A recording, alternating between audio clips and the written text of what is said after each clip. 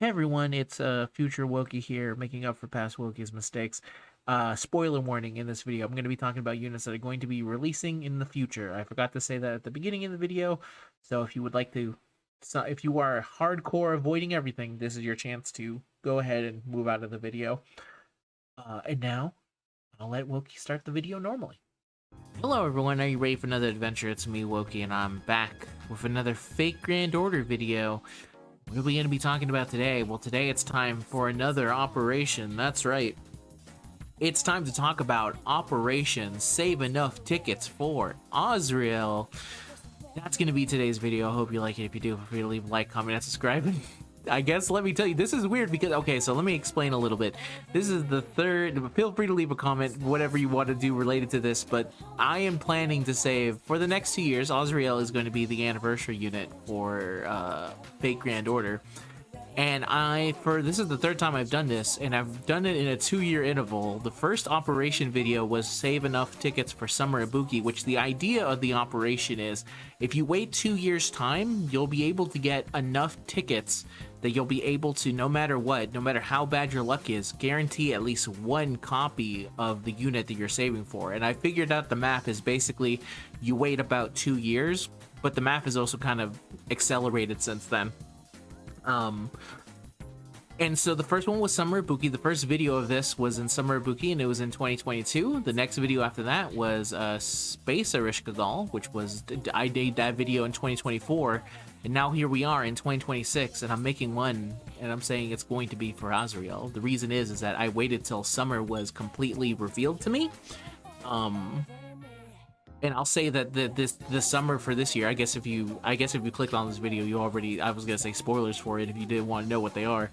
But the year for summer on this one is looking extremely tough. It is a 4 SSR summer with a lot of dudes up on the block for SSR purposes, which is just pure insanity. But even amongst all that insanity of all the reveals in there, the thing I cared about most was the actual anniversary unit, which was Azrael. So I think after reviewing, I say the only, and this is also a caveat that I'll always give for any of these, the only thing that will ever make me deviate from my 2-year plan and turn it into a 3-year plan is if Summer Cuckoo or Summer Quetz ever gets announced, in which case all the saving will stop for the current unit and we'll move on to the next one.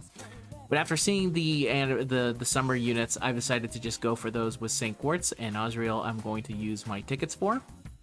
It's going to take 2 years time in order for do it, and that means for 2 years time, I will not be able to do a single summon or do anything like that. Why am I picking him specifically? Have you seen him? It took them like, what was it, 10 years to make another anniversary unit that was a man, and it took 10 years. It might be another 10 years before they do another one of these. I want to be there at ground zero to say specifically. Unfortunately, I won't be able to show them through money, but I am going to show them through having at least a copy of them that I cared, and I'm going to do it. It's just pure insanity. So in terms of the ticket count, right now I actually have about 19 tickets, and I haven't done the calculations for the other years, but I will take a look at this, and I'm going to talk about my past experience doing it. So I did do a video, and I do have a document that entailed how much tickets are going to be available for me this year.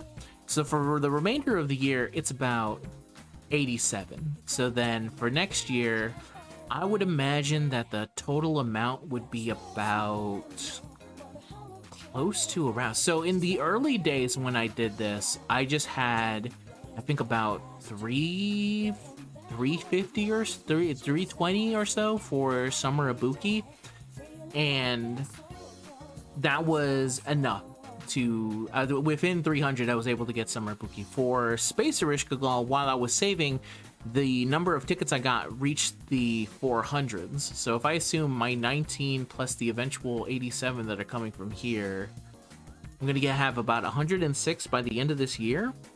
And if I'm getting 87 for the later half of the year, and I can assume for next year, which I'm going to have to still do the actual calculation, so I'll know. But if I were to just take a quick guesstimation on everything, we at least get the 5 tickets over 12 months. So that's at least 60 right there. And then with the 60, when you kind of count in how much it goes until anniversary, which is in... Ooh, let's see here, because it goes... I have to go put my thing to 2028. 1, 2, 3, 4, 5.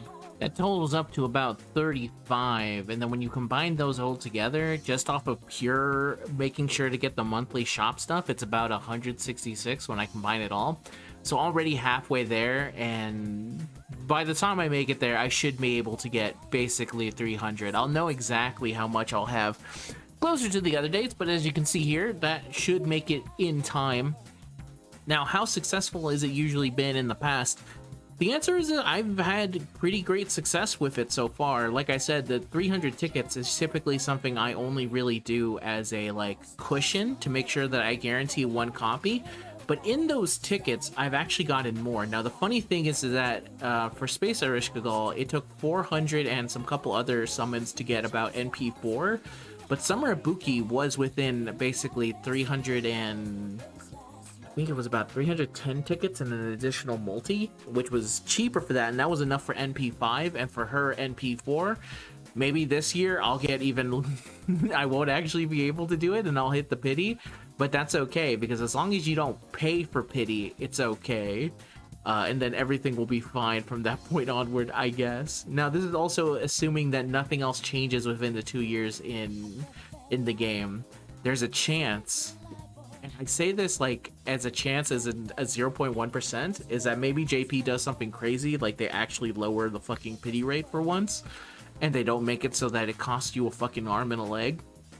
I know, high in the sky, pie idea, no, pie in the sky?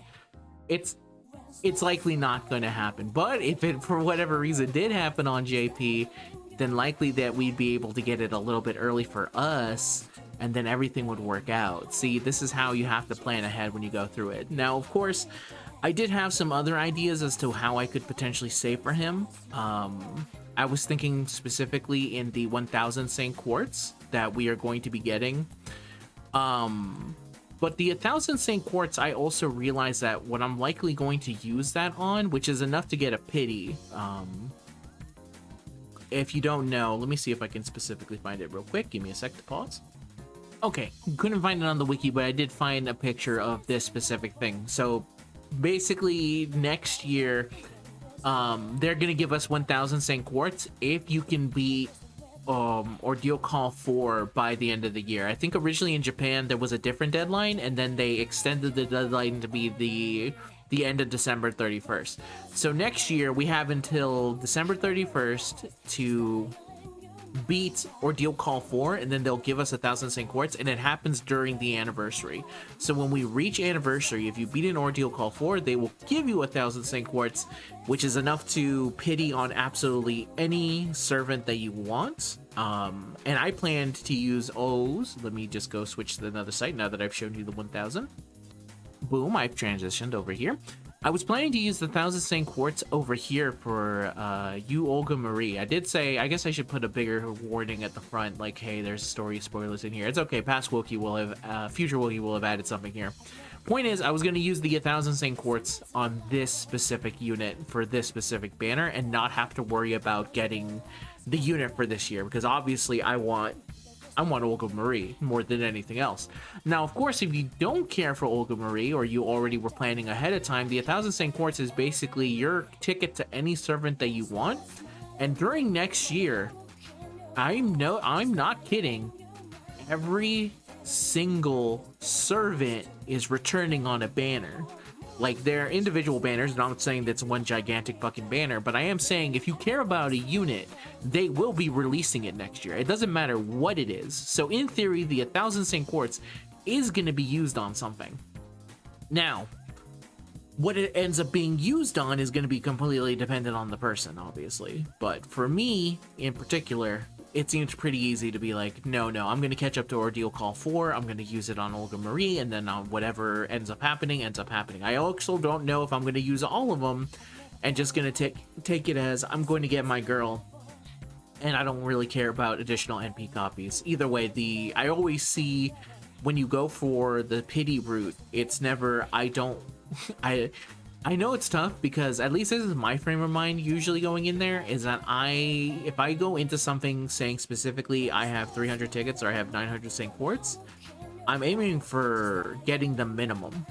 I'm not looking for additional copies or anything else. If I was looking to try and get someone to NP 5, for example, which is what I tried to do with Cuckoo, I would need about 2,000 St. Quartz, and even then I feel like at least this can guarantee me around NP3 even if I'm unlucky. So that's the kind of mindset I have going into it, and that's the one I have for this. So yeah, that's where the 1,000 St. Quartz is going, and I already made up my mind on that a long time ago. But if you were someone who has the fortitude to hold on to that much St. Quartz, you could definitely hold on to them for an extremely long time for a future unit that you really badly want, if you had the capacity to hold on to it. Now, to be fair, I think holding on to St. Quartz is 10 times harder than holding on to tickets. You get a lot more St. Quartz, but I think that St. Quartz are just so easy to flow out of you, where the single ticket nature of tickets makes it so that nobody actually blasts through a whole bunch of them. At least that is on my experience. So yeah, that's the basic kind of like operational plan. I think it's going to be, I don't know if easy is the right word for it. It is pretty easy. I will say that some people have always asked me, how are you able to wait just 2 years and never have to like just press the button? And I really don't have a good answer for that. If you're someone who's like wondering like, hey man, Wokey, I would love to save just like you. How do I do it? I don't really have an answer for you. I wish I did. It does come down to just pure, I guess, willpower is the right way of saying it, or if you have the ability to wait. I'm someone who can definitely wait an extremely long time if it means that I can get something. If you want to know how long, when the most recent secret layer drop for the Hatsune Miku deck dropped in, and everyone was saying like, man, I can't believe I didn't get the 9-month wait period.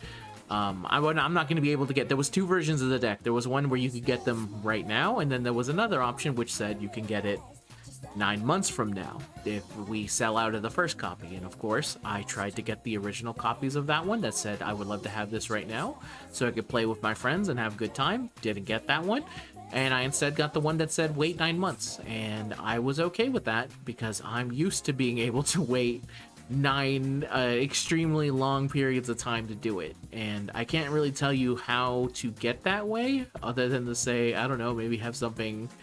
I don't think it's something that is like, I think it's something that's definitely probably wrong with me. Now it's getting a little existential here. Operation Azrael making me look deep inside myself and try and figure out some answers of questions that I probably don't want answered. But the point is, to get back to it, if you want to know my specific reasoning for it a lot of the time, is that if you don't think about it, then you don't do it. If you just say to yourself, I'm just going to stop doing single summons, it ends up being pretty easy to no longer use any of your tickets and kind of hold on to them from that point on. It's different for every person. Not every person has that specific nature in them. Just like the specific person who, like, when they see a Gamba machine, they simply have to Gamba. It's tough, but this works for me, and it's worked for me every single time. So far, it has not blown up in my face. The worst case scenario has never happened. For the various videos that I can show of definitive proof, I can tell you right now, waiting the 2 years guarantees you minimum 1 copy, and in my experience, it's at least gotten me to NP 1 time 5 and 1 time 4, and one of the ones that I got NP 5, I used less tickets. So luck is truly a thing to be damned with when you look down to it. But yeah, okay, that's basically it. That's the plan. And I guess I'll see in 2 years' time how it goes. I'm excited for it. I was waiting to see what it would be. After the previous one, as I guess I say my experience from it, after doing Spacer Ishkagal, the worst thing actually is when you're doing it, is actually the anticipation of waiting to see when the first copy drops. And then as you keep going, it's the anticipation of not knowing you're about to waste a lot of tickets. That's probably the part that sucks most, because if you get the unit in, let's say, early on, 50 tickets, you feel pretty good, and then if you never get them again, then that feels pretty bad, is what I'll say. Maybe not even 50 tickets, 100 tickets, because then you go like, man, if I actually want to finish off the pity of this, because obviously pity resets after you get them, I would have to spend an additional good amount of St. Quartz to get these through, and it's kind of rough. But so far, after I've gotten the second MP copy, I've been able to breathe a little bit higher, a little bit easier, and stuff like that. But yeah, that's basically it. That's the plan, everyone. And thank you very much for watching to hear me do my music. It's a shorter video. Usually my videos are insanely long, but for this one, I felt like because I've done videos like this in the past, I at least want it to be known. Here it is. And I've also in the past, which is something funny, which I don't suggest anyone follow in my footsteps and doing whatever I want unless you're comfortable with it. But I've also seen people say specifically, I'm gonna wait the 2 years with you. And that's really hard commitment, because when you start saving alongside me, that is under the notion of the idea that you might still be watching me in 2 years time. That's the other part that's probably a little bit tricky. What if FGO just completely bottoms out for you and you just don't want to play anymore, and then you don't wait the 200 days? Because I do have to log in every single day to make sure that I don't miss a single one of these things. That's tough. That's really tough. But thankfully for me, I already know that I like this game and I'm going to continue playing it because I want to keep my servants intact and do stuff like that. I still have Dokkan installed on my phone because I have Azraels that are never going to be returning to the game, and I refuse to delete Dokkan because I had to go through a whole thing to make sure that my Azraels were safe, and those are never coming back to Dokkan. So that shows my specific commitment to stuff. I've watched multiple I've stuck with multiple gachas that eventually shut down. I think that kind of shows enough that I am dedicated to anything, even if I think that the ship is potentially sinking. Though thankfully in this case, the ship is not sinking. I know it can just kind of feel like it is at times, because I don't know, the story ends and then people start freaking the fuck out because Nasu always says that things are going to end.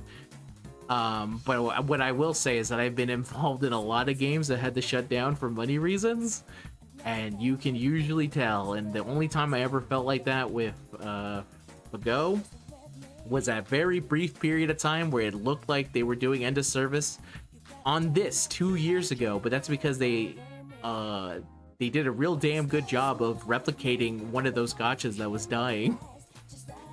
They did a really good job to letting you know that no, this is the end. This is the final fight. This could be it. Make sure to get your last guys. It was like the JRPG. Hey, go finish any side quests because there ain't gonna be no more quests after this. But anyway, that's the end of the video, everyone. Thank you very much for watching. I'll see you guys in the next one. Until next time, I wish you the best of luck in your savings, and I'll see you guys later. All right then. Bye-bye.